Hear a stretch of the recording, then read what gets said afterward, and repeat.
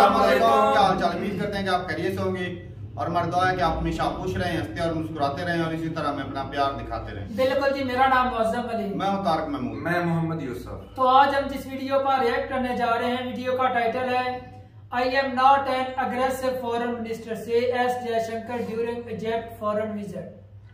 तो एस जयशंकर जो है वो इजिप्ट गए और उन्होंने जो स्टेटमेंट दी है काफी चर्चा में, वो भी वीडियो देखते हैं और अपना रिव्यू कर देंगे। कौन ऑन करते हैं? You want to start. नमस्कार and welcome you world affairs. मैं हूं प्रशांत धवन। नाउ रिसेंटली भारत के विदेश मंत्री ने इजिप्ट में जाकर यह स्टेटमेंट दी है कि that is not really me. मैं एक असर्टिव अग्रेसिव टाइप का मिनिस्टर नहीं हूं। मैं भारत का जो पॉइंट है ये दुनिया के सामने रखता हूं और इसके साथ साथ हमारी ये भी कोशिश होती है कि कंट्रीज को ये बात समझ में आए कि भारत जो स्टेप्स ले रहा है इसके रीजन क्या है। इसके अलावा भी इन्होंने बहुत सी इंपॉर्टेंट बातें बोली है भारत की विदेश नीति को लेकर और इनकी अप्रोच को लेकर। और ये सब स्टेटमेंट्स दी कहां पर गई है? ये सब स्टेटमेंट्स इन्होंने दी है इजिप्ट में। इजिप्ट आपको बताया होगा भारत के लिए एक बहुत ही इंपॉर्टेंट कंट्री है। जयशंकर साहब अपने टेन्योर में पहली बार जा रहे हैं इजिप्ट और इजिप्ट में इनका बहुत ही भव्य वेलकम हुआ। इजिप्ट के प्रेसिडेंट अब्दुल फतह अल सीसी डायरेक्टली इनसे मिले, जबकि यूजुअली आप अगर देखो तो विदेश मंत्री जब जाते हैं कंट्रीज में तो मैक्सिमम विदेश मंत्री या फिर कभी पीएम से बात हो जाती है। प्रेसिडेंट्स यूजुअली विदेश मंत्रियों से मिलते नहीं हैं, मगर इजिप्ट के केस में अब्दुल फतह अल सीसी डायरेक्टली मिले जयशंकर साहब से और जयशंकर साहब ने एक पर्सनल मैसेज भी सेंड किया है from PM Modi to Egypt president. तो इस वीडियो में हम बात करेंगे कि इंडिया और इजिप्ट के रिलेशंस किस दिशा में जा रहे हैं। बहुत कुछ आपको जानने को मिलेगा, मगर आगे बढ़ने से पहले आपसे क्वेश्चन पूछूंगा। क्वेश्चन यहाँ पर यह है कि इनमें से वो कौन सा देश है जिसके साथ इजिप्ट कोई भी लैंड बॉर्डर शेयर नहीं करता। ये है यहाँ पे आपकी ऑप्शन, इजराइल, लीबिया, सीरिया या फिर सूडान। कमेंट सेक्शन में सब लोग करेंगे आंसर। सही आंसर आपको मिलेगा वीडियो के एंड में। अच्छा, पहली बात तो अगर आपको समझना है ना कि इजिप्ट भारत के लिए कितना इंपॉर्टेंट है, तो पिछले महीने आप अगर देखो तो भारत के रक्षा मंत्री राजनाथ सिंह जी गए थे इजिप्ट में और इस महीने हम देख रहे हैं कि इंडिया के विदेश मंत्री जा रहे हैं। ऑफकोर्स जब राजनाथ सिंह जी गए थे तब यहाँ पर बात हुई डिफेंस सेल को लेकर। Egypt in the future BrahMos से लेकर तेजस वेरियस डिफेंस आइटम्स इंडिया से कर सकता है परचेस। मगर जो जयशंकर साहब की विजिट थी ना, यहाँ पे उन्होंने फोकस किया है ट्रेड पर, उसके अलावा रिलेशंस ओवरऑल इंप्रूव करने पर। और एक यहाँ पे बहुत ही एक इंटरेस्टिंग डिस्कशन ये हुआ कि इंडिया इजिप्ट का जो ट्रेड है ना अपने ऑल टाइम हाईएस्ट पॉइंट पे पहुंच चुका है। आपको जान के हैरानी होगी, ये कोविड के बाद जो ये इंटरनेशनली ये जो वॉर वगैरह चल रही हैं, इस सब के बीच भी भारत इजिप्ट का ट्रेड ये 7.2 बिलियन डॉलर्स के आसपास जा चुका है। It is the all time highest. मगर जब इजिप्ट के जो प्रेसिडेंट है ये मिले डॉक्टर जयशंकर से, इन्होंने ये कहा कि ये काफी नहीं है। 7 बिलियन डॉलर्स का जो ट्रेड है ना ये अभी भी मुझको कम लग रहा है। मेरे हिसाब से आराम से जो ट्रेड है ये और कई गुना ज्यादा हम बढ़ा सकते हैं। अब ये इनका जो कहने का एक रीजन भी है बहुत ही इंपॉर्टेंट कि इजिप्ट और चाइना का आप अगर ट्रेड देखोगे तो 2020 में ही ये 14.5 बिलियन डॉलर्स के आसपास झूल रहा था। आज भी आप अगर देखो तो इसके आसपास ही है। तो जितना ट्रेड इजिप्ट करता है इंडिया के साथ उससे डबल करता है चाइना के साथ। तो नीड देखिए बिल्कुल ये है कि इंडिया इजिप्ट का ट्रेड हम एटलीस्ट 10 बिलियन डॉलर्स के आसपास लेके जाएं और ये बहुत हद तक पॉसिबल भी है। और जो ये ट्रेड बढ़ाने की कोशिश है इसमें बहुत ही एक इंपॉर्टेंट क्रिटिकल रोल प्ले कर सकता है गेहूं। इजिप्ट एक ऐसा देश है जिसको कॉन्स्टेंटली व्हीट की सप्लाई चाहिए और जयशंकर साहब ने इजिप्ट में जाकर ये कहा है कि भारत के साथ आप एक लॉन्ग टर्म पार्टनरशिप करते हो फूड सिक्योरिटी को लेकर, तो भारत एक ऐसा देश है जहां पे आपको रिस्क नहीं मिलेगा। नहीं तो यूक्रेन रशिया इनका कुछ पता नहीं है। अगले हफ्ते अगर मान लो न्यूज़ आती है कि यूक्रेन रशिया के बीच में समझौता हो गया, कोई बड़ी बात नहीं है कि 2-3 साल बाद रशिया फिर से आक्रमण कर दे यूक्रेन पर। मगर इंडिया एक ऐसा देश है जिसके साथ अगर Egypt proper long term relations बनाता है तो लगातार हम लोग गेहूं एक्सपोर्ट करते रहेंगे इजिप्ट को। ना ये तो बात हो गई जी ट्रेड की। ट्रेड के अलावा ना इंडिया ने एक बहुत ही इंपॉर्टेंट मूव यहां पर चला है। आपको पता होगा कि G20 का जो समिट है 2023 का ये होस्ट करेगा भारत। और क्या इजिप्ट G20 का मेंबर कंट्री है? तो इसका आंसर है नहीं, इजिप्ट G20 का मेंबर कंट्री नहीं है। और ज्यादातर आप देखोगे G20 समिट्स में इजिप्ट को इनवाइट नहीं किया जाता क्योंकि इजिप्ट में जो अभी प्रेसिडेंट है इन्होंने मीडिया पे काफी प्रतिबंध लगा रखी है, तो इसलिए कंट्री ज्यादातर इनको इग्नोर करती है। मगर इंडिया ने इजिप्ट को as a special guest invite किया है G20 समिट में। और इजिप्ट ने यह बात बहुत ही अप्रिशिएट करी है कि जब इंटरनेशनल स्टेज इंडिया के हाथ में आया तो इंडिया ने इजिप्ट को इनवाइट किया है ताकि इजिप्ट भी बाकी कंट्रीज के लीडर्स के साथ बातचीत कर पाए, अपने रिलेशंस और एक्सपैंड कर पाए। अब इस सब के बियॉन्ड आप अगर देखो तो जयशंकर साहब इजिप्ट में थे, तो इजिप्ट के मीडिया ने इनसे सवाल पूछा कि जी आपकी एक इमेज बनी हुई है कि आप बड़े आउटस्पोकन हो, बड़े असर्टिव हो, ये आपने खूब देखा होगा। जयशंकर साहब पे जब भी आर्टिकल पब्लिश होता है ना तो यहाँ पे कहते हैं सीजन डिप्लोमेट थे ये, इन्होंने एज राजदूत काफ़ी बार इंडिया को रिप्रेजेंट किया यूएसए में और वेरियस कंट्रीज़ में, मगर जब से ये विदेश मंत्री बन गए हैं बहुत आउटस्पोकन है। भारत के इतिहास में आज तक ऐसा आउटस्पोकन खुल के बोलने वाला विदेश मंत्री नहीं आया। नहीं तो यूजुअली आप देखोगे यूएसए की तरफ से, यूरोप की तरफ से स्टेटमेंट आती थी, हम सर नीचे करके खड़े हो जाते थे, हमारी तरफ से कोई जवाब नहीं आता था। मगर जयशंकर साहब ने प्रॉपरली आप कह लीजिए एक्सप्लेन करके काफ़ी बार यूएस और यूरोप को खुद की हिपोक्रेसी याद दिलवाई है। और जब जयशंकर साहब से पूछा गया कि आप जी बड़े असर्टिव हो, बड़े खुल के अग्रेसिवली बात करते हो, तो इन्होंने यहाँ पर जवाब दिया कि देखिए मैं असर्टिव नहीं हूँ, मेरा कोई नेचर नहीं है कि मैं एक असर्टिव आदमी हूँ, बस कंट्रीज को बिल्कुल एक अग्रेसिव टोन में बात करूँगा, ऐसा कुछ नहीं है। मेन पॉइंट यहाँ पर यह है कि एज ए कंट्री हमारी पोजीशन दुनिया के सामने क्लियर होनी चाहिए, हमारे जो इंटरेस्ट्स हैं ये दुनिया के सामने क्रिस्टल क्लियर होने चाहिए। उसके अलावा इन्होंने यहाँ पर यह भी ऐड किया कि काफ़ी बार सिचुएशंस आती हैं जब बाकी देश, बाहर की कई जो ताकतें हैं वो भारत को प्रेशराइज और पुश करने की कोशिश करती है। वो कोशिश करती हैं कि अपनी सॉफ्ट पावर का यूज़ करके वो भारत की विदेश नीति को इम्पैक्ट करेंगे। मगर ऐसे टाइम में ना आपको खुल के अपने देश का स्टैंड सामने रखना होगा। अब हालांकि अब जब आप ऐसा करोगे, स्पेशली एक ऐसे टाइम में जब दुनिया भर में वॉर चल रही है, तो आपको फोर्सफुलनेस दिखानी होगी, आपको कई जगह एक जम के जवाब देना होगा ताकि दूसरी साइड आपका व्यू पॉइंट समझ पाए। मगर आपके जवाब में रीजन होना चाहिए, आपके जवाब में एक्सप्लेनेशन होनी चाहिए। देखो आप नोटिस करोगे जयशंकर साहब ने कभी ये नहीं कहा कि USA can mind its own business, we will not listen to US, हम गुलाम नहीं है, ऐसी भाषा नहीं। जब भी इन्होंने अपना रैशनल दिया है एक एक्सप्लेनेशन के साथ, एक अपना व्यू पॉइंट सामने रखा है। और मैंने नोटिस किया काफ़ी बार यूएसए में जो कई जियोपॉलिटिकल थिंकर्स हैं उन्होंने ऑन रिकॉर्ड कहा है कि ठीक है हम एक बार को इंडिया की पोजीशन कुछ हद तक समझ सकते हैं, एटलीस्ट इंडिया ने फ्रैंकली ओपनली अपनी बात दुनिया के सामने रख दी। तो इसी बात पर फोकस करते हुए उन्होंने ये कहा है कि ये काफ़ी बार मुझे करना पड़ता है, मगर इसका मतलब ये नहीं है कि मैं नेगोशिएशंस में भी या फिर पर्सनल कुछ बातचीत हो रही है किसी मिनिस्टर के साथ, वहाँ पर भी बहुत ही एक असर्टिव अग्रेसिव तरीके से बात कर रहा हूँ। ज़्यादातर मेरी कोशिश होती है कि हारमोनियस तरीके से दोनों पार्टीज एक दूसरे के इंटरेस्ट समझ पाए और दोनों मिलके काम करें। और ये स्टेटमेंट भारत के बाहर देना बहुत ही ज़्यादा इंपॉर्टेंट है, क्योंकि देखिए वेस्टर्न मीडिया ना यूजुअली क्या करता है कि बाहर के कंट्रीज़ के जो नेता हैं उनकी एक इमेज बना देता है।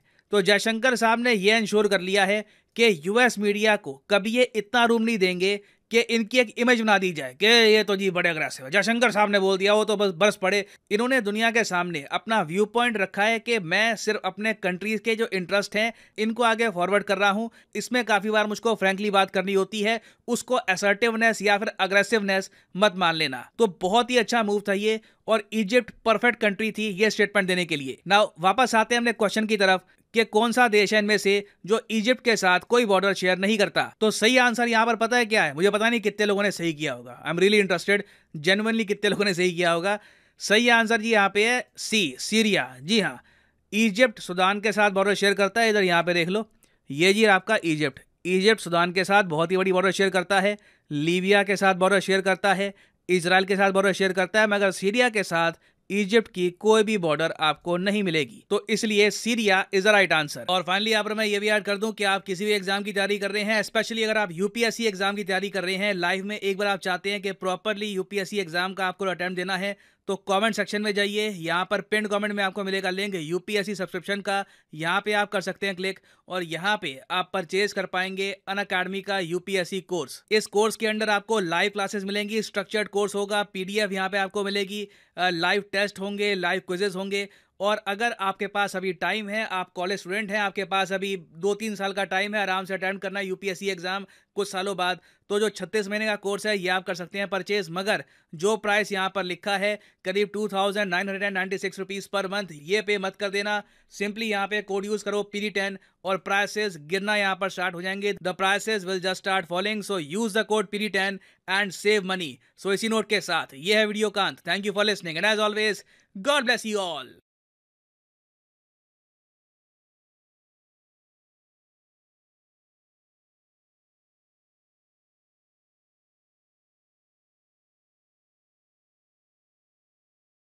वीडियो खत्म हो गई, क्या बात है भाई साहब। डॉक्टर साहब तो ना बहुत ही समझदार और काबिल बंदे हैं। जिस तरह उन्होंने इस सिचुएशन को हैंडल किया, क्योंकि आजकल ना वो भाई साहब यूरोपियन कंट्री और अमेरिका हो गया, वेस्टर्न कंट्री सबकी नजर में थे कि ये बंदा तो भाई हमें, वो जब भी कोई बात करते हैं तो ये तो सामने से पड़ जाता सीधा। तो उनका ये जो होता है ना, कुछ मीडिया में आ जाता है बंदा, ऐसा नजर में आ जाता है। सही। तो ये जो स्टेटमेंट है इससे क्लियर तो होता है नजर से। तारक भाई ऐसे ही है ना, एक पहले होते थे ना मिनिस्टर, वो इस हिसाब से बोलते नहीं थे, उनके पास हिसाब से नॉलेज नहीं होता, जो वो सही से अपना व्यू पॉइंट सामने नहीं रख पाते थे। लेकिन ये सर जो है ना, वो अच्छे से अपना व्यू पॉइंट रख रहे हैं दुनिया के सामने। हमें किस चीज की जरूरत है, किस चीज की जरूरत है, तो वो सभी बोल देता है, तो बोल चुपता तो है। इसी वजह से तो अगर वो कोई गलत बात करता है, असल में बात जेन्युइन मफाद के लिए, कंट्री के मफाद के लिए कर रहा है ना, मसला तो यही है। तो ये वो नहीं चाहते भी ये कंट्री ऊपर उठे या हमारी, तो भाई किसी को भी नहीं चाहते, वो तो दुनिया में चाहते हैं कि सारी दुनिया हमारी मोहताज रहे। कल एक सर की वीडियो देखी, वो कोई एनजीओ है वो जी लगा रही है, कहती है सैंक्शन लगाओ उनके मिनिस्टर के ऊपर। अच्छा। तो इंडिया जो है उसको खतरनाक जो कंट्री करार दे दिया गया इन्वेस्टमेंट के लिए। अच्छा। तो बाहर से कंट्री इन्वेस्ट ना करे, बड़े खतरनाक कंट्री। तो ये हालात है, करप्शन ये वो रशिया के साथ जो है जुड़ा हुआ। जब भैया ऐसी पुलिस तारक भाई दूसरे कंट्री रखेंगे तो इंडिया भी साफ जरा पुलिस ऐसी रखेगी। वो देख लो, कभी पाकिस्तान अब वोट पाकिस्तान ने नहीं दिया रशिया के खिलाफ, तो वो खतरनाक हो। अल्लाह कुल्ला कभी, हालांकि जो अपने हक के लिए सही कहता है वो उन्हें गलत लगता है। वो तो कहते हैं कि हमारे सब ना वो नीचे सर झुका के जी जरूर करने वाले हो, तो भाई अब वो दौर चले गए। इंडिया पाकिस्तान दौर चले गए। पाकिस्तान तो कर सकता है लेकिन इंडिया नहीं कर सकता। वो भी आत्मनिर्भर है, वो तरक्की कर रहा है, तल्लुकात है उसके कंट्री के साथ। सही बात, अपने आप को पाकिस्तान की तरह नहीं है भी हर किसी के साथ तल्लुकात बिगाड़े, अगर किसी के साथ है तो पैसे की बिना पर ही है। बाकी इजिप्ट के साथ जो कारोबार कर रहा है 7 बिलियन के ऊपर कारोबार है, तो चाइना के साथ भी इसका 14 बिलियन के करीब है इजिप्ट का। पिछले दिनों जब तुर्की ने वो गंदम जो है वो फेल कर दी थी, कहा था कि इसमें जो वो न्यूट्रिशन की कमी है, पूरी नहीं है, तो ये नाकस गंदम है।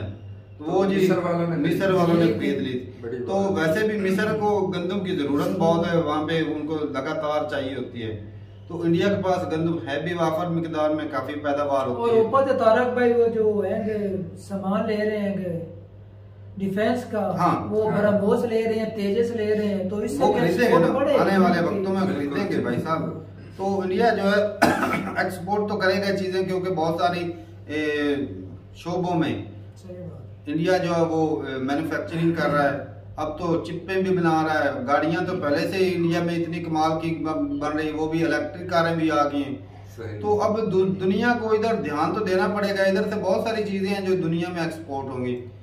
और अपने हक के लिए बोलना कोई गलत बात। मैं ना कल एक वीडियो देख रहा था, वो ना सुजुकी की गाड़ी है, टाटा की गाड़ी खड़ी हुई थी और सुजुकी की गाड़ी आके जनाब धड़ाम करके बीच में लगी उसके सामने। अच्छा। फ्रंट पे वो उसको टाटा वाली गाड़ी को कोई फर्क ही नहीं पड़ा, वो निशान भी नहीं पड़े। अच्छा। और ये जनाब सुजुकी के तरफ से वो सामने सारे डैमेज हो गए, चिब्बा हो गया बिल्कुल। तो देख लो क्वालिटी है ना तारक में, अगर होती नॉर्मल क्वालिटी तो किसी ने इसकी वैल्यू को। यूके में भाई साहब सबसे ज्यादा जो कंपनी है वो 60% जो कंपनियां हैं वो इंडिया की हैं। अच्छा। मेरी कल एक इंडियन भाई से बात हो रही थी, वो कह रहे थे दुनिया मतलब यूके की सबसे जो बड़ी कंपनी है वो टाटा की है, मतलब जो जहाँ पे ज्यादा लोगों को रोजगार मिलता है। अच्छा, अगर इंडियन उधर से भाई यूके से निकल जाए तो यूके तो भाई रोड पे आ जाएगा जिस और तरह देश था। में यूके ऐसा कंट्री जहाँ पर हर किसी फर्द के पास ही गाड़ी है, स्कूटर वगैरह इस तरह का कुछ चक्कर नहीं, गाड़ी ही है बहुत ज्यादा उधर तो। यूरोपियन कंट्री में ज्यादा होती है ऐसी गाड़ी क्योंकि सर्दी भी होती है। हाँ। बाकी भाई साहब डॉक्टर साहब जो है बहुत ही काबिल बंदे हैं, और ये भाई साहब जो इज्जत कमाई है ऐसे ही नहीं, बिल्कुल। बड़ा टाइम लगा, बड़ी मेहनत करके भाई साहब इस जगह पे पहुंचे जी। तो जब तक आंखें झुकाए रखेंगे ना तो भाई साहब वो सामने वाला ना वो अग्रेशन दिखाता रहता है। सही बात है। जब बंदे ने सर उठा लिया एक दफा तो भाई साहब उसको झुकाना मुश्किल हो जाता है। ऐसी बात तो इंडिया सर उठा चुका है, अमेरिका कोशिश करता है रशिया के खिलाफ बोलो, नहीं बोला, कितना अरसा हो गया जब भाई से अपने मुल्की मफादात देखेंगे भाई सही है तो अच्छी बात है, क्योंकि तो इस तरह तो फिर जर्मनी पर भी लगाए पाबंदियां।